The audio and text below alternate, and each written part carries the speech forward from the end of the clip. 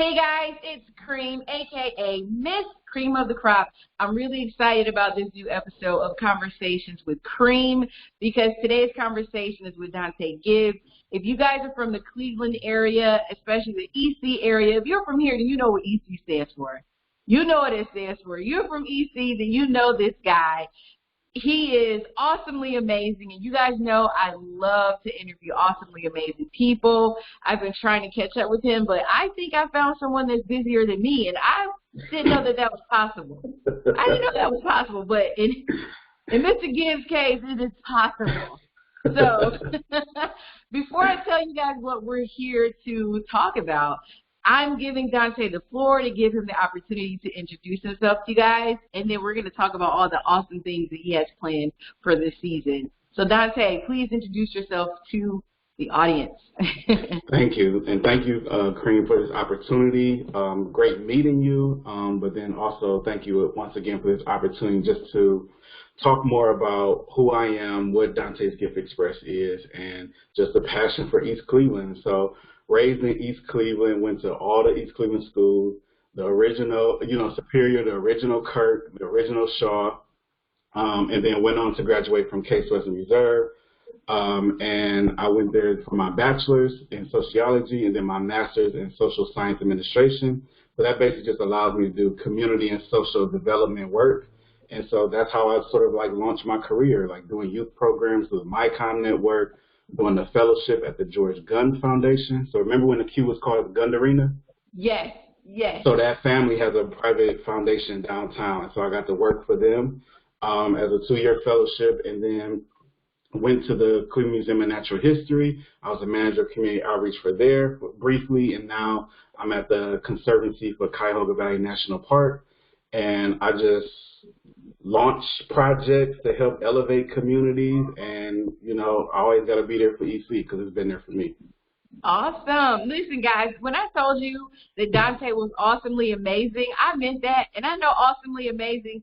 Awesomely is not a real word, but listen, sometimes it's gonna be here today. Exactly. You have to make up words when your resume speaks for itself. So I also told you guys that I didn't think I would meet anyone that's busier than me. Well, I found that person. His resume shows how busy he is. And again, when you talk about the original, that's why I said if you're from here, then you know what EC is. So when you talk about the original Kirk, the original Superior, the original Shaw, you have to know what the original is. Yes, you have and then to. you brought up the gun. Like, for some of us, it's still the gun. When it changed to the Q, we were like, the what? Right. And now it's the Rocket Mortgage Fieldhouse. Like, that's such a mouthful. It is. Let's just go back to the gun. I'll even take the Q at this point. But, hey, that's not my money. You can't tell billionaires what to do with their money. So. Right. So tell us, when was the first time that you actually put something together to give back to the community, and what was it that propelled you to do that? First time I did something to put together something to give back to the community, I would say even just as kids, Forest Hills Park was right up the street from me, so my family grew up on Windermere. And so, if it wasn't playing basketball or any bounce, we were just going up to the park and feeding the ducks. We would just like clean up some of the trash there. And I remember telling my 8th grade principal, Miss Ward from Kirk, I remember telling her about that story, and I ended up receiving like the Martin Luther King award at Kirk. And that was sort of like a shift in my mind to say like, wait, so this was like community service. This was something I was doing to better my community, and I was getting recognized for it in a way I never thought, was possible. Volunteering at different food shelters with my grandma, it was just something that me and my cousins just did. And so I didn't really view it as like, okay, this is an organization or I'm organizing this, but it was just like, hey, we got to go help grandma because she said so, type of thing. Right. Listen, when grandma tells you got to do something, you got to do it. And yes, for sure. Yeah. And then I guess I would say officially organizing something was volunteers for building playgrounds throughout East Cleveland. So, the Kaboom playground that's near Taylor, like behind Tucker's. I organized volunteers for that with Greg Bell East Cleveland. He used to work at the Civic Center or the CIF, you know. And then also the playground that's up on Superior Hill. It needs a little attention now, but, you know, we built it. The one that's by the apartments or the school? Yeah, by the apartments. By the right apartments. there. Okay. Yep, that's all. It's like a dark green. Yeah. Yeah. See, you know, I So being from East Cleveland and also just being from Cleveland and surrounding areas, EC, for those that don't really know EC, has had a bad rap. For lack of better words. Like, when people think of East Cleveland, they think of every negative thing that they could possibly say, and any negative thing they could possibly think of. Being someone that's from East Cleveland and proudly represents East Cleveland, what does it mean to you to be a positive example for that city? No, it really means everything. One, because it shows that was possible, was capable. Because if I was able to do it, then I know people around my age can do it. I know people coming up behind me can do it. And so it kind of just thrust me into this mentor role, or always, we kind of grow up always having to prove ourselves, right? So my mom always said, as a black man, you're going to have to work twice as hard. And while that's the truth, it's a hard truth, because it's like it's teaching you early on that no matter what you do, it may not be good enough. And so when you grow up like that, you're constantly trying to say, okay, how can I prove people wrong? How can I show them that just because I'm from East Cleveland, it doesn't mean that I'm a bad person or my family is bad or anything like that. So my family is basically East Cleveland and Glenville. And so two areas that tend to get a bad rap and have a negative light shed upon them. And people think that when they think of those two areas, the first thing that comes to their mind is to say something negative. But here you are saying, and I've definitely had that. Yes, I definitely had that at Case. Case is literally right down the street. And in one of my classes, I had a woman say, you know how you go around and introduce yourself and everything. You know, she was saying she lived in Cleveland Heights and she's proud to be in Cleveland Heights and not East Cleveland. And so I'm like, they're like right next door to each other. So I said, so she said, nothing good will ever come from East Cleveland. So I couldn't wait to get to me, because I'm like, oh, I'm about to shut her down. And so when it got to me, I led with what I've been able to do, how I got to Case, and what I'm doing as the president of the Black Student Association. And then I said, oh, and lastly, I was raised in East Cleveland, and I still live in East Cleveland. I just catch the helpline down the school. Yes. And so she sat there like mouth dropped. She was apologizing after class. And I said, you know what I'm saying? It's good, but just know when you talk about East Cleveland, you're talking about me and my family.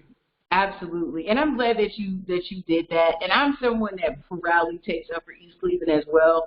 And I feel like a lot of times, going back to what your mom instilled in you guys, just saying, like, as a black man, you have to work 10 times harder. I think that living in East Cleveland, being from East Cleveland, even if you're not from East Cleveland, as black people, we need to start being protective of our neighborhoods, because a lot of reasons why East Cleveland gets a bad rap is because we allow it to get a bad rap. Yeah, it's pride, right? We allow people to talk down on our neighborhoods, and then when you hear these negative things about your neighborhood so much, you start to not caring about your neighborhood, because you're used to people not expecting great things about East Cleveland. You're used to people expecting it to be raggedy or dirty or potholes. So you're like, why should I cut my grass? Why should I care about my house? Like, you start believing and feeding into all the negative energy that people give you in your neighborhood. And that, I feel, is one of the reasons, that, like, black people are proud to say, oh, I'm from Huff, I'm from down the way, I'm from up the way. But the pride sometimes comes because you want people to be afraid of you, and not more so the same type of pride that people have to say, oh, I live in Pepper Pike. Oh, you know what's funny? You know, I think that everybody is from the hood until it's time to be from the hood. Right? Exactly. When you want people to be afraid, when you're trying to assess the level of fear that someone should have of you, that's when you claim your black neighborhood. But then when you're hoping for someone to assess your level of intelligence, how much money you may have, what type of job you have, then you don't want to be from the hood. It's like, oh, no, I live in Cleveland Heights. As if it's a different, oh, I live in whatever, anything outside. Right, whatever area you live in. Like, exactly. Be proud. Exactly. I just think that we have to have more pride in where we live and not allow anyone to make us feel less than when it comes to our neighborhood, because once we allow that, then we do stop taking care of our neighborhood. We do allow the infrastructure to just go to waste, which I could talk about that forever. I'm always having these conversations about these things because it always gets me upset because I'm like, don't you guys see what they're doing? You're letting them do it. It's like, you know, it's fun and games, but it's also serious moments. You know, people know not to come at me sideways, you know, a little bit, but then, you know, it's also the time when we can joke, but like that's internal. Like if you from outside of my community and you talking down on it, and if this is how you view my community, then for me that's how you're viewing me. Like you just can't say like, oh no, you're the good one. Like, no, because my family is there, the young people that I mentor, and we're all here and we're living, right? Life isn't easy. It hasn't been easy, especially these past 2 years. And so it's very important for us to recognize that and then also recognize the people who are there and trying to make it a better place. Exactly. I know plenty of people, amazing people, that come from East Cleveland and still live in East Cleveland. They retired and still live in East Cleveland. You know, my great aunt was the matriarch of our family because my grandmother passed away early. And she always said, and she made a good living for herself. And she always said, I'm going to always live here. I don't want to live somewhere. I don't want to give my taxes. She just turned 89, by the way, in October. And she always said, I don't want to pay taxes in a neighborhood where I'm going to get pulled over by the police. I don't want to pay taxes in a neighborhood where my neighbors don't want me living next to them. She said, I want to live by my people. I want to live with my people. I want to give my taxes to my people. And she never moved. And it didn't matter how much money she made. She just said, I'm not going anywhere. So being that you are a product of East Cleveland and you have this pride in your community and you put these community projects together, initially it wasn't something that you did on purpose. It was just something that you wanted to do, and then it was something that Grandma says you had to do, and you listened. So I want to make sure I get this right. So you have been unwrapping the joy of family since 2015. I love that. I love 2013. 13. Yeah. This year 9, baby. You better give us our years. Yes. Wait, let me start that over. You've been unwrapping the joy of family since 2013. Yes. First of all, let me give you a round of applause for that. I appreciate that. But as you said, these past 2 years have been, it's been very hard for a lot of people. So for you, in getting donations and providing for people, because even if you continue to work throughout these 2 years, it's been hard for everyone. So how have you maintained being able to give back within these past 2 years, considering that almost everyone is having a hard time right now? Yes, I would say definitely shout out to my team, Dom, India, and Sarita, because I may come up with an idea and they like, okay, here we go again type of thing, but they always got my back, always have their back, and we're doing this together. Like we're walking the same line together. They're not behind me, I'm not in front, like we're doing this at the same time. And one of those things last year, the height of the pandemic, we were able to pivot from just really solely focusing on Christmas to really like Christmas in July. And so we were able to partner with 10 other organizations to do an initiative called Masks for Community, where we were able to distribute over 77,000 free cloth reusable masks. And we were doing that in May and June. So the mandate for masks didn't happen until the summer. And so we were proactive, knowing that, you know, we would have to begin to protect our communities because, you know, the virus was affecting Black and brown communities disproportionately, right? Yeah. And so We were able to do that with the NAACP, Third Space Action Lab, Trust for Public Land, Metro Health. They were able to provide health information. Cleveland Votes was able to provide the census. So remember, in 2020, we had to complete the census as well. Right, right. And so we were able to be civically engaged as well to sort of do that. But grants became available for anything that was dealing with like COVID-19 relief. And they were called like rapid response funds. So usually with foundations, you have to go through all these different levels before you even get to talk to somebody. And then they invite you to do a proposal or a grant. And then, so for this, it was just like, what do you need? And then boom, you're getting the money. And so it was able to knock down some of those barriers. And so we were a part of a new shift in grant making within the greater Cleveland area. And so that carried us right into December, where we were able to, for the first time, we were giving away masks. We were giving away, hats and gloves. We partnered with the organization called Literacy in the Hood, because Cleveland's illiteracy rate is crazy, right? Yeah, because the graduation rate is crazy. Yes, so we were able to partner with them to provide books to pass out with the gifts and everything. So each year, we're looking at what does our community need, what are some of our volunteers saying, and so I definitely have to shout them out as well, because they were calling us in August like, are y'all doing Gift Express this year? And I'm like, wait, like slow down, like let's get through the summer first.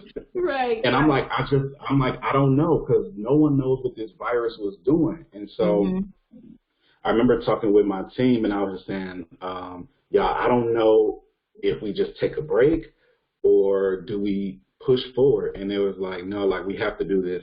This is the year that people will need it the most, because people are isolated. No one's really seeing their families, because they're saying like, you have to just stay with the people that's in your home. And so this was a way for us to really connect back with our community to say like, hey, we're isolated, but at least we're isolated together. And here's just something to keep a smile on your face throughout the holidays.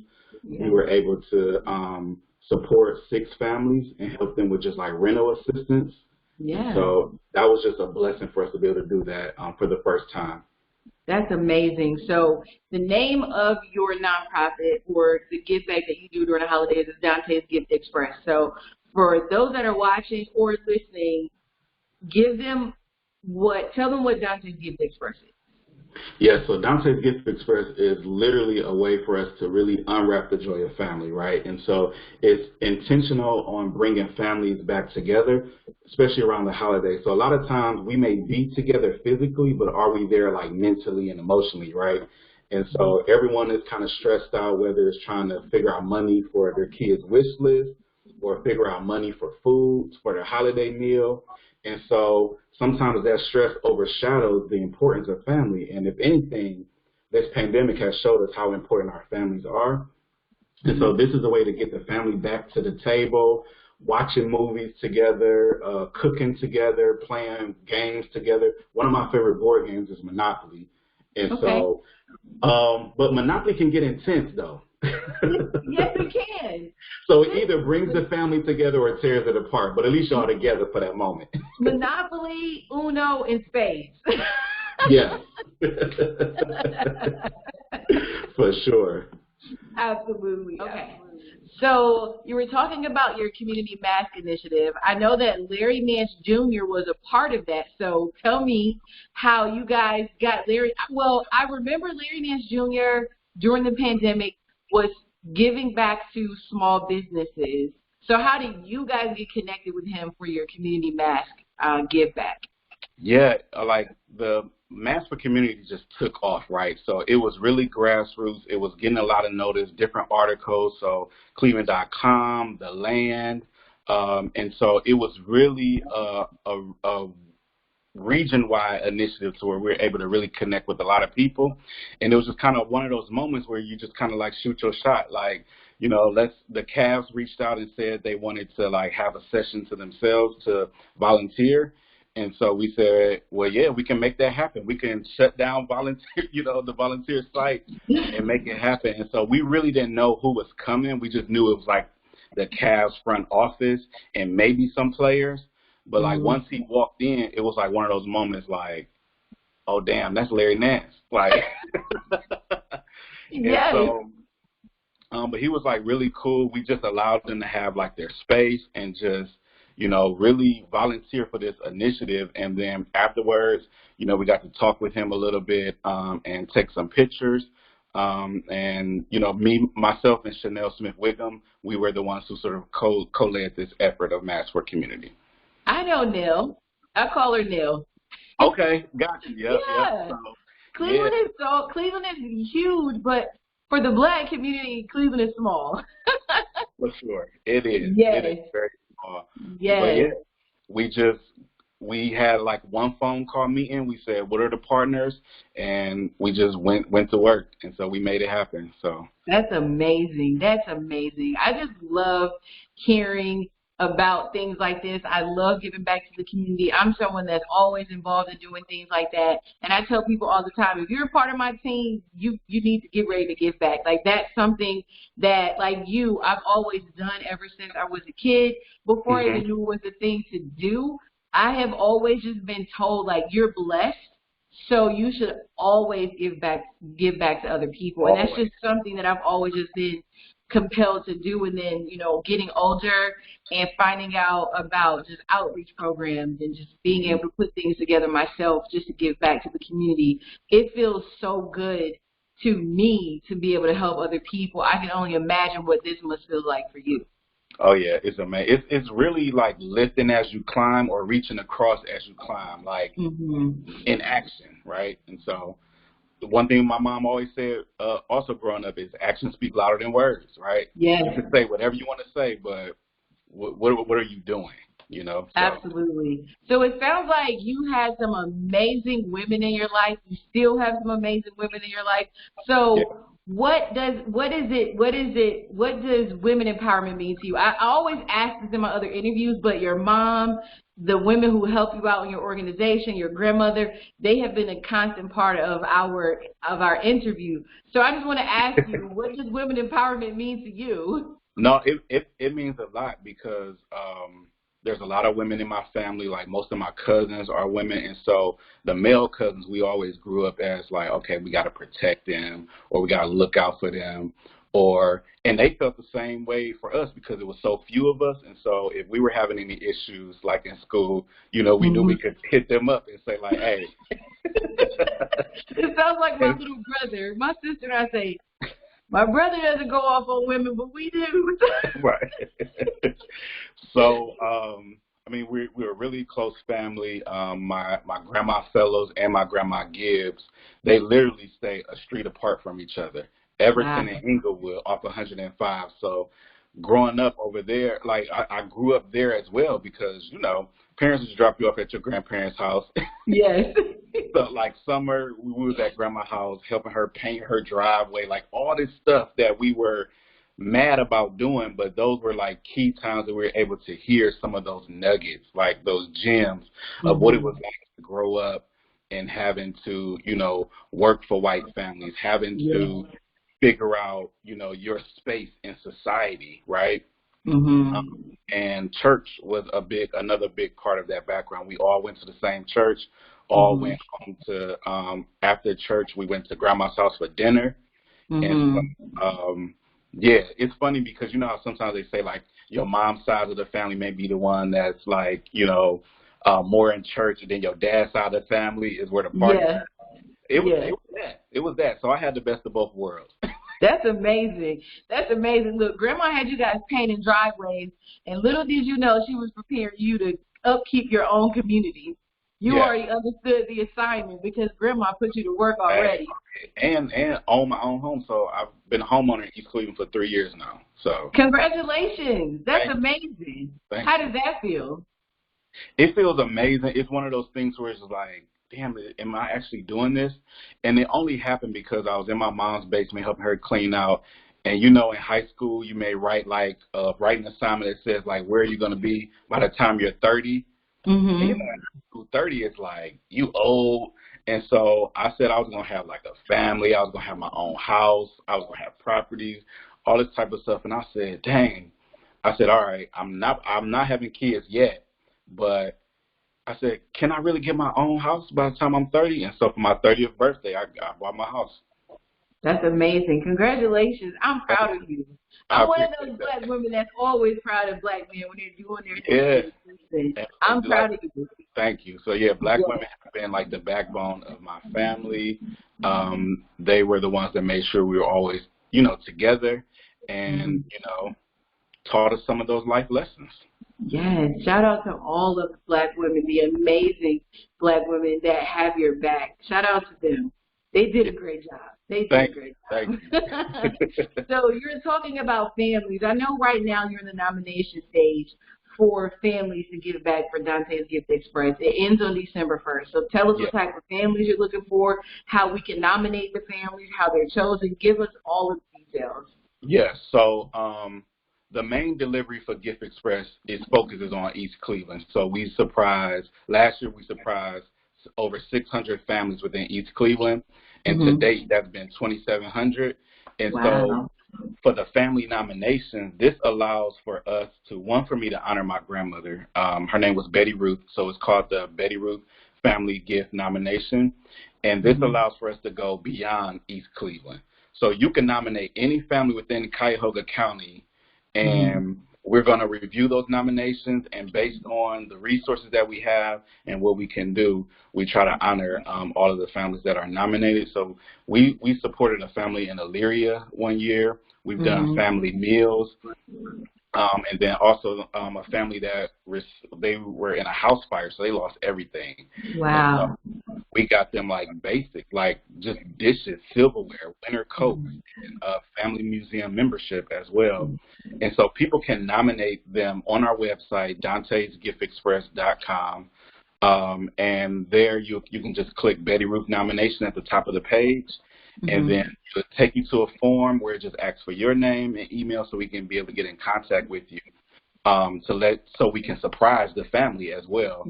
And so it just asks a series of questions of, you know, what are some of the things the family may need, and just a brief story about the family, like, you know, if there were any hardships or, you know, if it's just like, hey, they just need help with utilities or they need a holiday meal. So that way we're able to just get a little more information about the family as opposed to calling them and kind of ruining a surprise at first. Yeah, that makes a lot of sense. So if anyone's interested in volunteering to help you guys out, or anyone is interested in donating any items to families in need, how did they get in touch with you guys for that?